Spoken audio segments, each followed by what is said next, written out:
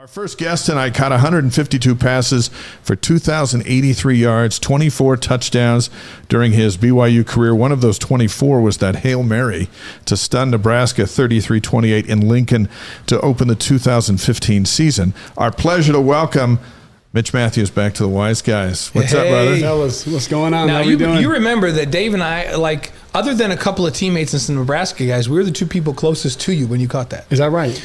You know how you were kind of close to the right pylon? Yeah.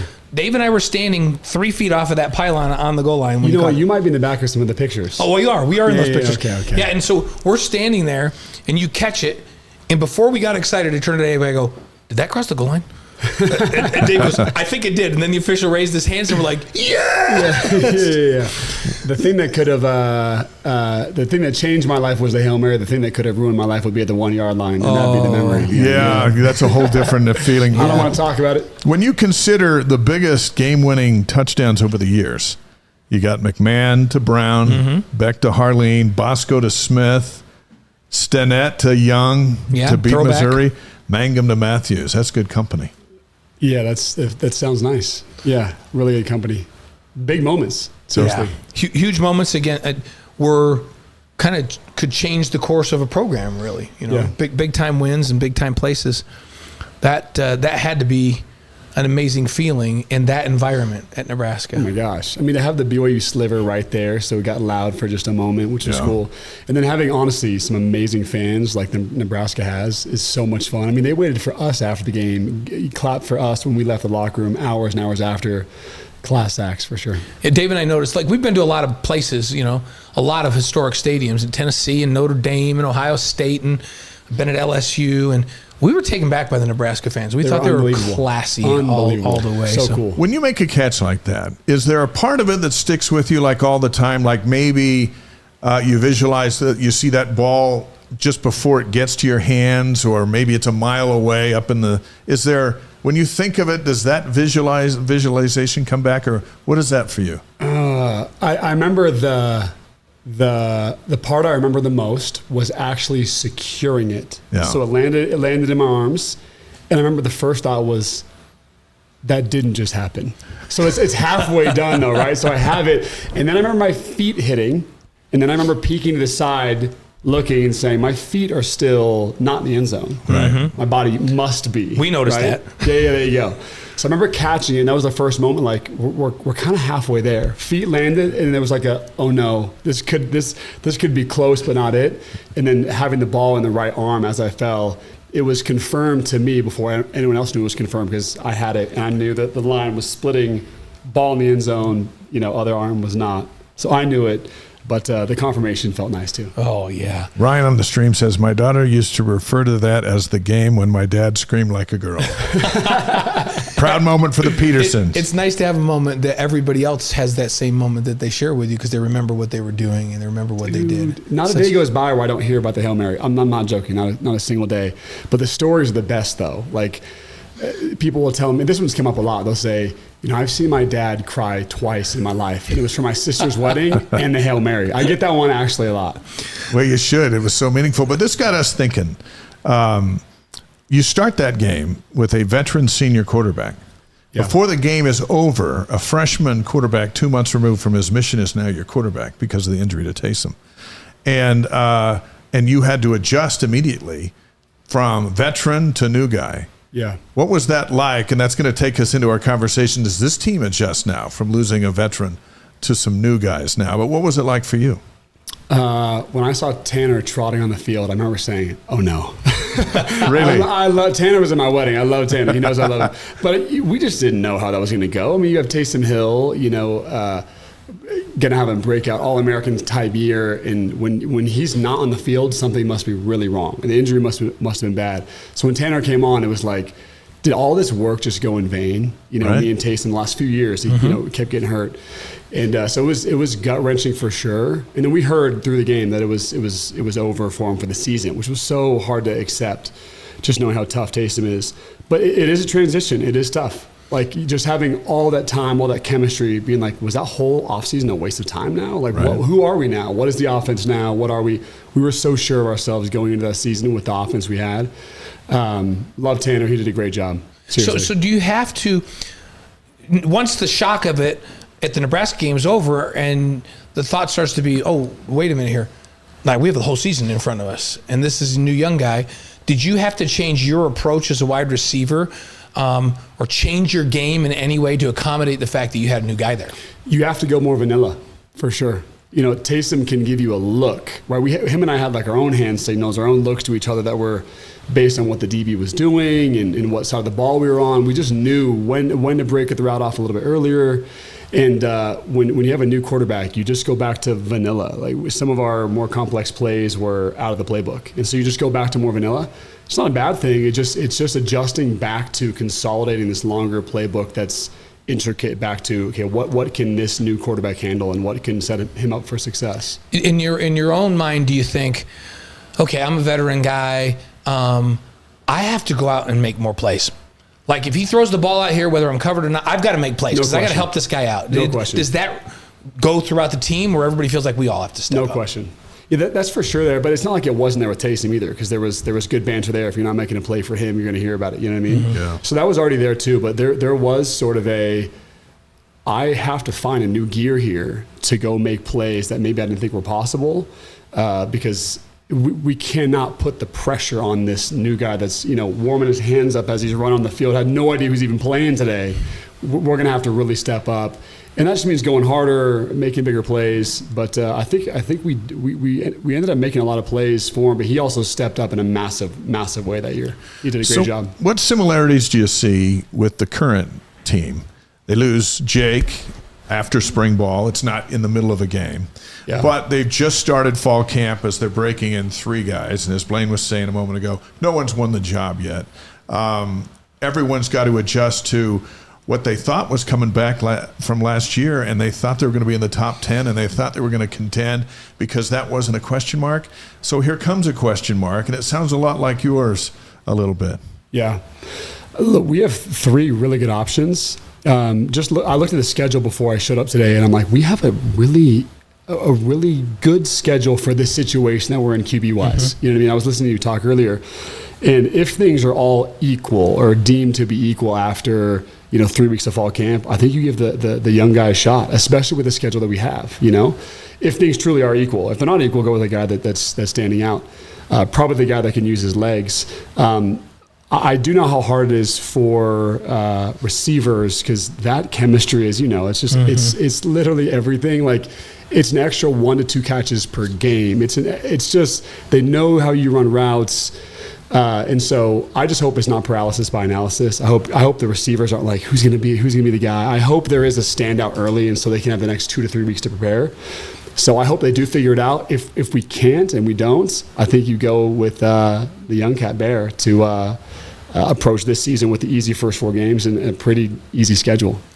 Former BYU receiver Mitch Mathews is on the Wise Guys, presented by Brady Plus, Mountain America Credit Union, and by Eddie. How important does Chase Roberts' role become with this? Because he's the leader in that receiving group, all this experience. What has he now got to do to help these 3 young guys, regardless of who it is? Yeah. He's got a really tough job because the chemistry's, I don't want to say gone, but it's sort of gone. And he's going to have all eyes on him for every team that they play against. It's all eyes on him. They're going to play cover 2 on his side. They'll double team him. They'll shift guys over. So it'll be tough. So I think first and foremost, he's got to focus on the receiver room. That number 2 receiver, I remember being a sophomore. I began to start a few games. I remember thinking, all eyes are on Cody Hoffman. I got a shot here. And then I ended up having 4 touchdowns in the first 6 games and in some big games because all eyes were on Cody. A lot of the eyes are going to be on Chase.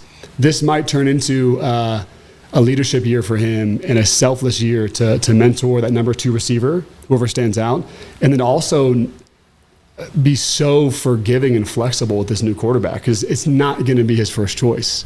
Retzlaff was his first choice, know? Mm-hmm. So he's going to be really supportive, but also at the same time, he can also tell the quarterback when he's open. Like I did with Tanner. Wait a minute. like Tanner, my experience, I'm open, you're going to throw it my way. I played with some good guys, three NFL guys. Every one of them told me they were open on every play. I couldn't trust them. They weren't wrong. I don't know who you're talking about, but they probably weren't wrong. Glenn Kozlowski and Mark Bellini and Adam Haysbert, yeah. Austin Colley's on the show next week, and he's never once been covered. I asked Austin, Not I one said, time's been covered. did you tell Max you're open on every play? He's like, I was open on every play. I still will text Taysom randomly and say I'm still open, just so he knows. Just so he knows if it's Thanksgiving Day, Turkey Bowl, I'm open. And Austin would say, just because there was a guy right next to me does not mean that I wasn't open. That's true. He's not wrong at all. If anybody can relate to what you had to deal with adjusting to Tanner, it would be Chase, wouldn't it? 100%. Yeah. I mean, the guy, everyone knows you're the guy. And now you put two guys on the guy, and the guy wonders if the quarterback can get him the ball. Yeah, look, it is disheartening when my senior year we go play Utah, we play UCLA, you play Michigan, you play all these big teams, and you just know when you show up, it's cover 2 on my side, and so the coaches are going to have to see this whole thing and say, how can we move Chase around, put him in motion, put him in the slot, make shifts for him so that he can still maintain that production mantle. He has to. He can't be looked at as, okay, they're going to double team you, we're going to go a different direction. He has to produce. That way he can continue to lead better and mentor. And so I hope the coaches see this. I'm sure they do, and can move him around and make sure he gets open still. How much can the rest of the group, because Fesi Sataki has said this is the deepest receiver group he's had since he's been the receivers coach at BYU. Guys like Parker Kingston, JoJo Phillips now. Yeah. And I was talking about Cody. I don't know if you were in the studio. Yeah. About Cody, looks like he took a monster jump from last year. He's healthy finally and looks like that 400 meters guy again. Yeah. If that early schedule that seems to be favorable for BYU, if those guys can go and ball out, how does that help it? And what do you think about that group of guys that we just talked about? Can they be that group where it's like, oh my gosh, we can't double chase? These other guys are too good. Yeah. Look, I hope there's one of those 2 through 4 guys that says, I'm going to step up knowing that all the eyes are going to be on Chase. And that's exactly the opportunity I had. Was my freshman, sophomore year was, I know where these eyes are. And I know it's going to be one-on-one on the backside for me. It's my time to step up. So the coaches can't bring these second, third, and fourth guys up. Chase can't do it. It's going to have to be one of these guys stepping up and saying, I'm going to make things happen when they're not looking my direction. Coaches poll out today. BYU's 23. What do you think of that? Say it again. BYU's ranked 23rd, and the coaches poll out today. We're better than that, but that's okay. It's better. I mean, I think BYU will always be ranked lower than where we believe we are, and probably where we actually are. Yeah. BYU gets that often, so just like last year, we'll climb the whole season. I threw out this theory before you came in that the national pundits lose track of the highly touted recruits that come in here and then they leave on a mission and they come back and they take a year to get back in shape. Now, 4 years later, I think Cody Hagen's a pretty good example. Like, he was the top receiver in the Intermountain West coming out. And if he starts balling out, everybody's going to go, where did that guy come from?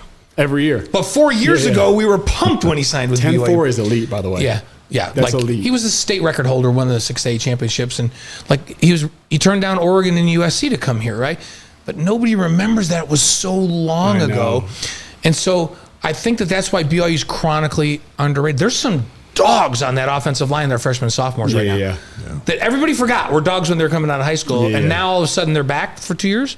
Yeah. And I'm looking at this team going, man, they're way underrated. But I mean, could that be an explanation? You think people just forget about it? Is BYU ever overrated? I mean, seriously, are we ever way highly rated early? I think BYU gets this every single year. I mean, I remember going to the NFL and getting it's the BYU guy sort of stigma. Like, everyone has it. And so I think we'll continue to prove ourselves and climb the rankings like we did last year. But that's so normal to have a few of those surprises post-mission come back and guys stand out. And I think non-BYU people forget how athletic and talented some guys can get. I mean, 10-4 is legit. That's flying, right? That's flying. That's as fast as anybody out there. And we have some big bodies on that line too. Is that there was always this narrative around BYU where it's like, man, they're always big and physical. They'll smack you in the face, and they're so disciplined, and that's how they win. Insinuating, they just don't have any team speed. Is that an old narrative? I mean, or do they have speed now?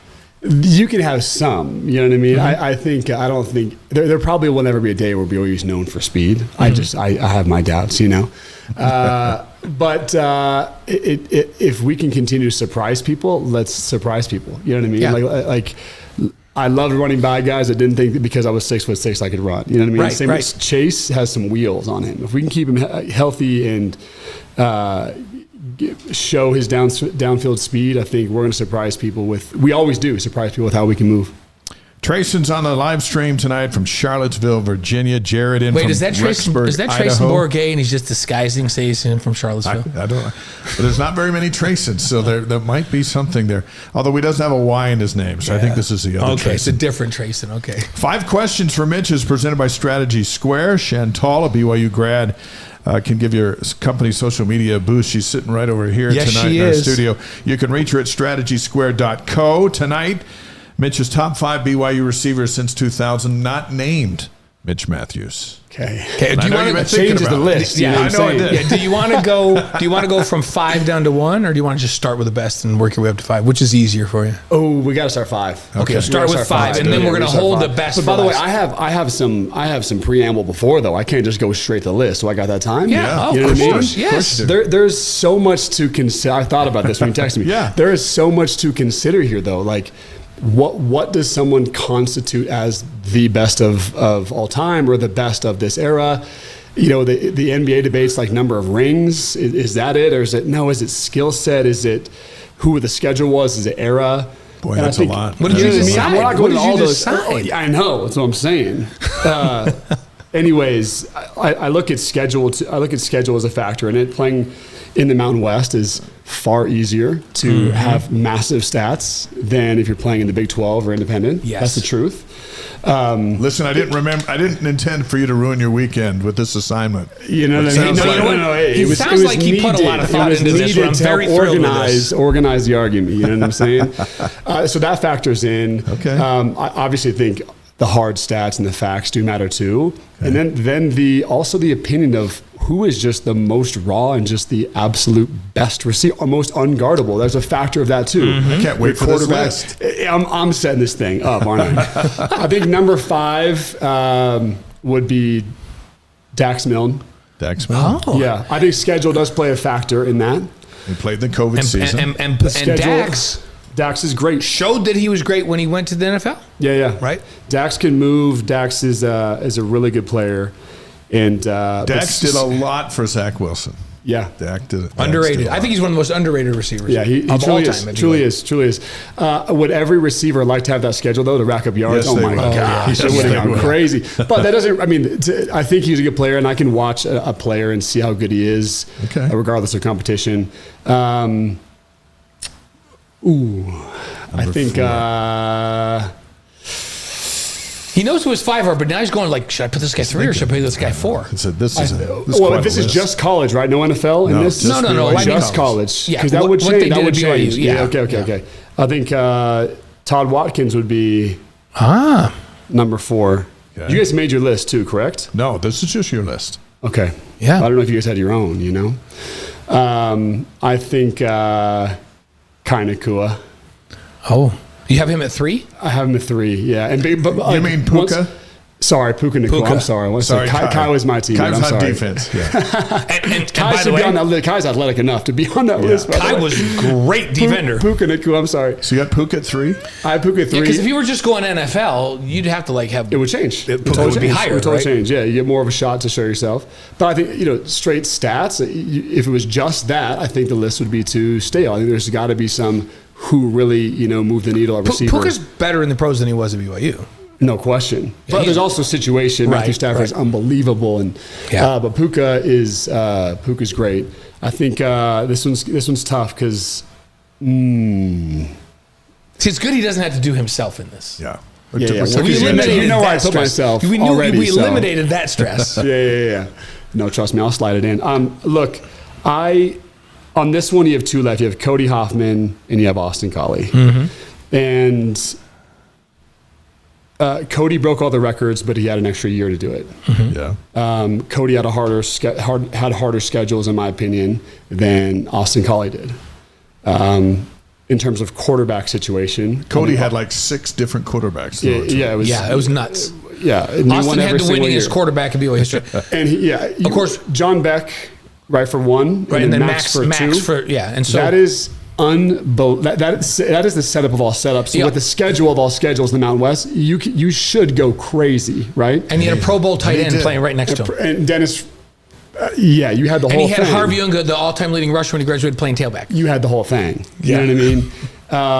But I have to go because of what Austin. I know we're not considering this, but what Austin, even with those things, he proved himself again in the NFL. Oh, yeah. But I think it's hard to go away from the guy who led the country in yards. I think you have to go Cody number 2. Cody knows how much I love him, and Austin Collie number 1. Are there ways to say Cody could be number 1? Absolutely. Cody was so freaking good, and I think a lot of my success was watching him and how he played. Playmaking ability, Cody's number 1. No question. If a guy's covered, you're throwing the ball, Cody Hoffman's number 1. He's going to go get it. Number 1. Every time. I think if everyone had Austin Collie's situation, you're doing some damage. Real damage. Same with Dax Milne's situation. So there's so much involved there. That's but I think I have to give Austin the nod. Cody there at 2, Puka, Todd, and then I could also Dax and also Chase Roberts. If Chase has the year we think he'll have, I think he'll get into this list. Yeah, for sure. That's a great list. No, that is a great list. And Austin, would you change it though? No, I love it. No, and here's the thing: you talk about Austin, and I love all of these guys. By the way, I'd love to throw to every one of them. And we're not considering the NFL, but you kind of do with Puka because you go. Puka seemed like he was really, really dominant out there. Then he goes to the NFL and he's dominant, and you're like, okay, physically he's crazy gifted. Right? You say the same thing about Austin before his concussions.